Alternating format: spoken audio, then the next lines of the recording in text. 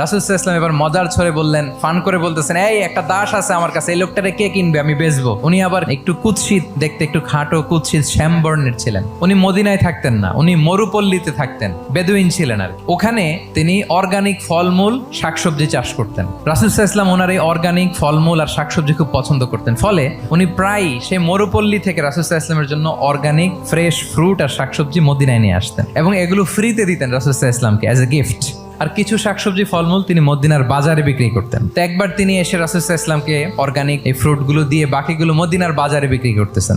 রাসূলুল্লাহ সাল্লাল্লাহু আলাইহি ওয়াসাল্লাম বাজার ভ্রমণে গেলেন, যে দেখে ওই তো জাহের, তো ওনাকে দেখেই রাসূল সাল্লাল্লাহু আলাইহি ওয়াসাল্লাম পিছন থেকে এরকম ঝাপটে ধরলেন। উনি তো দেখতে পারতেছেন না কে ধরলো, উনি বলে মান হাদা আরসিলনি, এই ছাড়ো ছাড়ো। যখন পিছনে ফিরে দেখে আল্লাহ, রাসূল সাল্লাল্লাহু আলাইহি ওয়াসাল্লাম এখন আর ছাড়াছাড়ি করে না, এখন ওনার পিঠটা রাসূল সাল্লাল্লাহু আলাইহি ওয়াসাল্লামের বুক মোবারকের দিকে আরো লাগাই দিচ্ছে এইভাবে।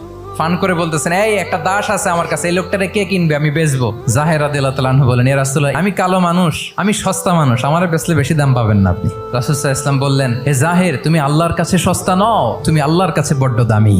অনেক অনেক ভুরি ভুরি সিরাতের পরতে পরতে আপনারা পাবেন রাসূল সাল্লাল্লাহু আলাইহি ওয়াসাল্লামের সাথে সাহাবাদের ইন্টারেকশন কত চমৎকার ছিল।